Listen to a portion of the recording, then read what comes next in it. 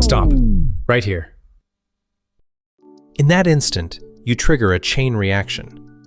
A request races through cables as flashes of light, and on our journey today, dives all the way to the floor of the Atlantic. It reaches a computer in a windowless building on the east coast of America. Then the answer races back, piece by piece. In our fast example, 0.3 seconds. About the time it takes to blink. Journeys like this begin billions of times every day. Today, we're coming along for the ride. Before we set off, we need to clear up a question that almost everyone gets wrong. Where is a website, actually? Is it inside your phone? Floating somewhere in the Wi-Fi? Or does it live in the cloud? But here's the truth. The cloud is not a cloud. It's buildings. Huge, windowless buildings full of computers spread around the world. And some of those computers have one job. They wait, day and night, for someone like you to type youtube.com. A waiting computer like that is called a server, literally a servant. It stores files or creates the page you asked for: text, images, videos, and blueprints. If your phone hasn't loaded that page before, it doesn't have what it needs yet. So it asks, "Send me the page, please." That is the journey we started with the Enter key. There's just one problem. Our request doesn't know where to go. YouTube.com is a name made for humans, but internet routers don't navigate by names. They need an IP address. An IP address is like a street and house number for devices on a network. Many of these addresses look like 4 blocks of digits. Your phone uses one, your TV uses one, and a server might use, for example, 142.250.185.78. That is the address the network understands. But where do we get it? Luckily, there's a service that translates names into numbers. It's called DNS, and you can think of it as the phone book of the internet. It works a little like a relay race. Your phone first asks nearby, "Does anyone know the address for youtube.com?" Usually, your device, router, or provider remembers it. If nobody does, the question moves higher up the chain, until someone says, "Sure, got it right here." Then the number travels all the way back. Sounds like a lot of running around?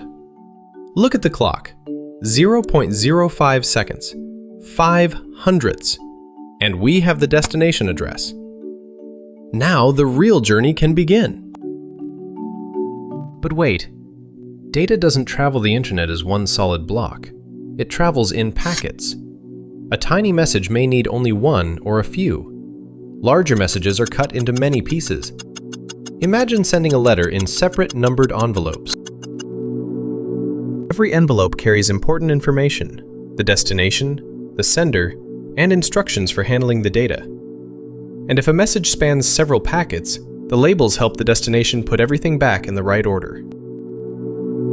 For now, we only need a few tiny connection packets, neatly prepared. And then, departure.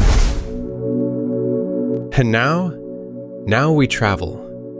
But forget the idea of your data floating through the air to a satellite or into a cloud. The truth is much more down to earth. Literally. Your Wi-Fi covers only the first few meters, from your device to the router. After that, it's mostly cables. Out of your home, under the street, to your internet provider, and onto the data highway. Perhaps through Frankfurt, one of the world's largest internet hubs. From there, our example route crosses Europe to the coast. Then comes the part almost nobody expects, the data dives. On the Atlantic floor lie cables thousands of kilometers long.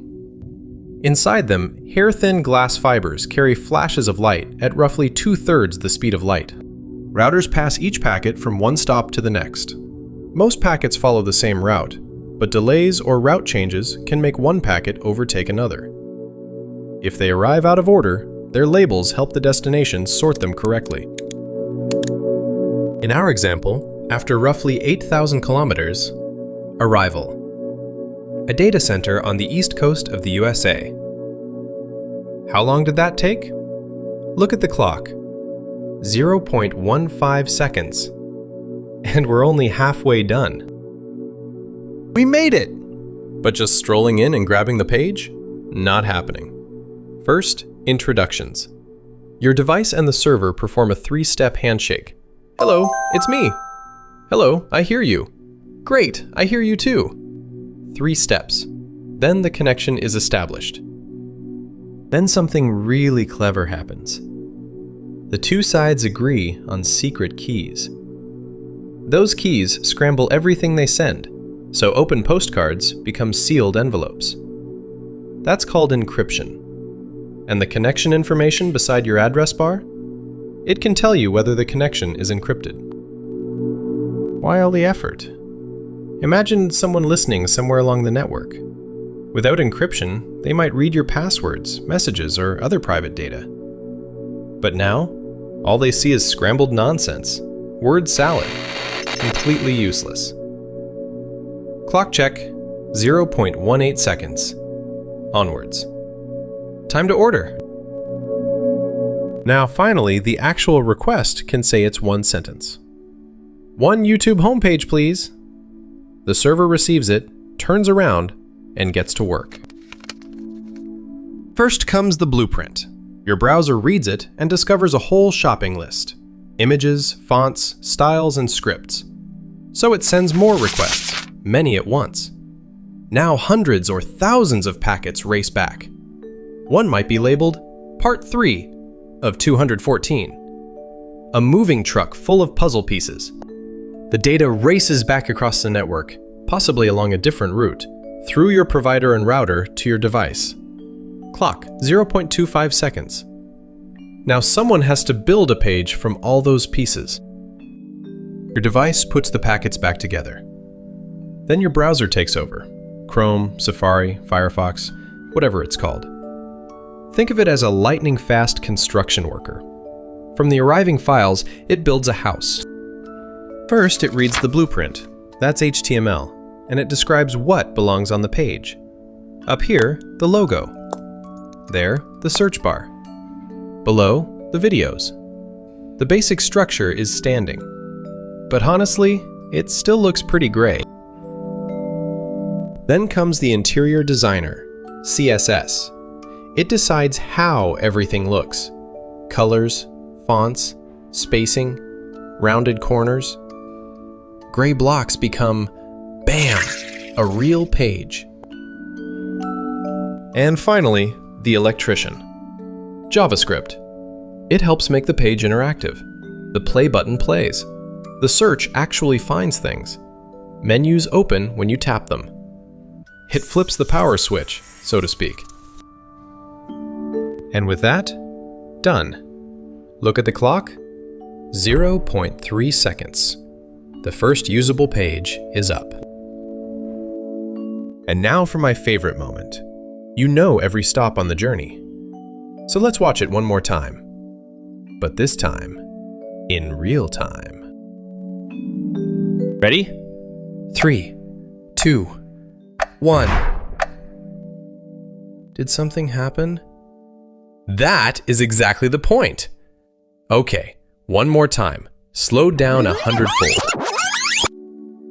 DNS, 500ths. Reaching America, 15. Connection secured, 18. The first page data returns, 25. And the first usable page, 0.3 of a second. All in about the time it takes to blink. And you know what the craziest part is? Journeys like this don't happen only for websites. Every WhatsApp message takes one. Every second of a Netflix stream depends on them. So does every online match and every photo you upload. The details change, but the principle stays. Split, address, route, reassemble. You now understand one of the basic ideas behind the internet. billions of data packets, every second, across cables on the ocean floor, through buildings without windows, protected by encryption. And all of that so a cat video can load before you ever notice a loading bar. Pretty good invention, right? But there's one question we skipped today. All those cables, data centers, and DNS services, who builds them? Who pays for them? And who actually owns the internet? That question deserves an episode of its own. But next time, we're following something closer to home. You tap your card at the checkout, and money races halfway around the world. If you don't want to miss it, you know where the button is. And next time you hit enter, remember what can happen in 0.3 of a second. A journey beneath the Atlantic and back. See you soon!